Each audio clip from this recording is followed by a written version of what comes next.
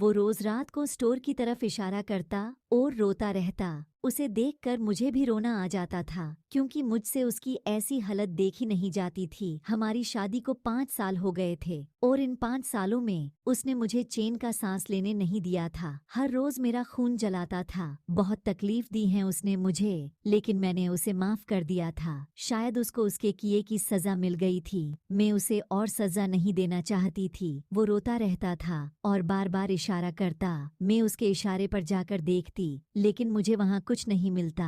न उसकी कोई चीज वहाँ थी और न कोई ऐसी चीज थी जो उसे चाहिए हो। अब बार बार इंसान एक चीज की तरफ इशारा कर रहा है। इसका यही मतलब है कि कोई बात तो जरूर है, लेकिन मैं समझ नहीं पा रही थी। एक दिन उसकी कजीन हमारे घर आ गई और है रात की बात है। वो उससे तो नहीं मिली, लेकिन मुझसे अजीब गरीब बातें कर रही थीं। कहने लगी, तुम्हारे पति की तनख्वाह और फंड के पैसे कब मिलेंगे? मैंने कहा पता नहीं, मैं तो रोज फोन करती हूँ। वो लोग कुछ न कुछ बहाना बना देते हैं। कहने लगी, बहुत सारे पैसे होंगे ना, तुम इतने पैसों का क्या करोगी? मैंने कहा, अपने पति का इलाज कराऊंगी, हो सकता है दूसरे शहर में इनका इलाज हो जाए। तो मुझसे पूछने लगी, कहीं तुम्हारे पति ने दूसरी शादी तो नहीं कर रखी थी? मैंने कहा, मुझे नहीं पता, लेकिन वो मुझे अपने पैसे नहीं देते थे। बोली, तब तो जरूर इसने दूसरी शादी कर ली होगी। मैंने कहा, अगर ऐसा होता तो वो औरत अभी तक यहाँ आ गई होती, लेकिन मेरे पति ने मुझे ऐसा कुछ नहीं बताया और ना ही उसने मुझसे छुपाकर दूसरी शादी की है। उसने कहा, तुम झूठ बोल रही हो, इसकी सारी दौलत तुम्हारे पास ही है। ये कई लोगों से लाखों रिश्वत लेता था, तुम्हारे ऊपर ही उड़ाता होगा, तुम्हारे नखरे देखता होगा। मुझे भी गुस्सा आ गया। मैंने कहा, देखो मैं खुद नौकरी करती हूँ, सर्दी हो या गर्मी या मेरी तबीयत खराब हो, मैं जरूर अपनी नौकरी पर जाती थी। महीने के 30 दिन अपना सर खपाने के बाद मुझे 30,000 रू मिलते हैं और वो भी घर के खर्चे में खत्म हो जाते। तुम्हें उसके पैसे चाहिए तो खुद तलाश कर लो,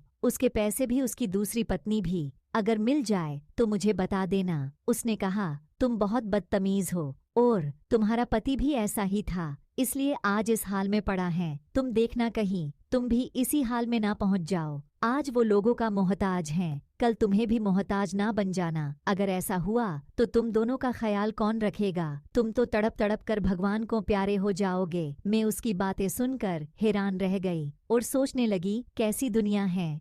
ये लोग किसी भी हाल में आपको नहीं छोड़ते। मैंने उससे अब भी तमीज के साथ कहा कि तुम यहाँ से जा सकती हो। फिर वो चली गई। मैंने सब बात अपने पति को बताई। वो सुन भी रहा था, समझ भी रहा था और रो रहा था। वो मुझसे शायद बातें करना चाहता था, लेकिन अब वो बोल नहीं सकता था। अगले दिन मैंने डॉक्टर से चेकअप करवाया तो डॉक्टर ने भी यही कहा कि इनके ठीक होने की उम्मीद बहुत कम है। अभी तो ये ऐसे ही रहेंगे, आगे भगवान की मर्जी। लेकिन अगर आप चाहे तो किसी और डॉक्टर को दिखा सकती हैं या किसी और शहर ले जा सकती हैं। डॉक्टर हर माह आकर चेक करते थे, लेकिन कोई अच्छी खबर नहीं मिल रही कि बस मेरा पति बार बार स्टोर रूम की तरफ इशारा करता रहता और मैं समझ नहीं पाती कि वो क्या कहने की कोशिश कर रहा है। वो यूं ही रोता रहता। डॉक्टर कहते, अगर ये रोते रहेंगे तो इनकी आंखें खराब हो जाएंगी और दवाई भी असर नहीं करेगी। मैं उन्हें समझती और कहती कि आप रोया न करे, सब्र करे।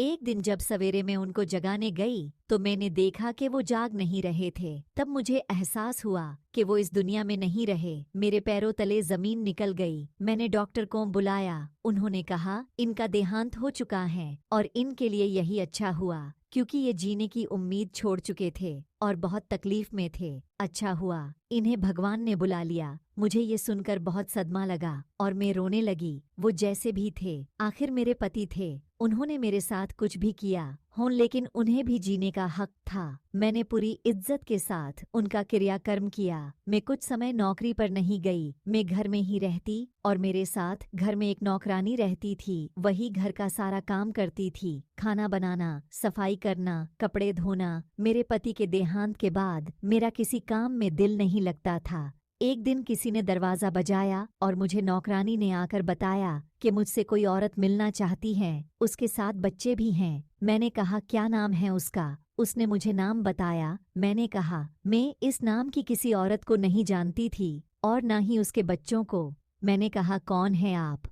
उसने कहा, मैं तुम्हारे पति की दूसरी पत्नी हूँ, अब वो मर गया। मैं अपना और अपने बच्चों का हिस्सा लेने आई हूँ। तुम्हारे पति ने 3 साल पहले मुझसे छुपकर शादी कर ली थी और 3 साल में मेरे 2 बच्चे भी हैं। अब मैं अपना हक लेने तुम्हारे पास आई हूँ। जब मैंने ये बात सुनी तो मुझे उस औरत का ख्याल आ गया जो उस दिन हमारे घर पर आई थी। इसका मतलब वो गलत नहीं कह रही और इनके बाकी रिश्तेदार भी सही सोचते थे। मैंने कहा, तुम्हें शर्म नहीं आई एक शादीशुदा आदमी से शादी करते हुए? उसने कहा, इसमें मेरा क्या कसूर है? वो तुम्हें पसंद नहीं करता था, तुम उसे अच्छी नहीं लगती थी और मैं खूबसूरत हूँ, हसीन हूँ। वो मेरे पीछे पड़ गया और मुझसे शादी कर ली। मैंने कहा, खूबसूरत तो मैं भी थी, लेकिन उसने मुझे जानबूझकर बदसूरत कर दिया।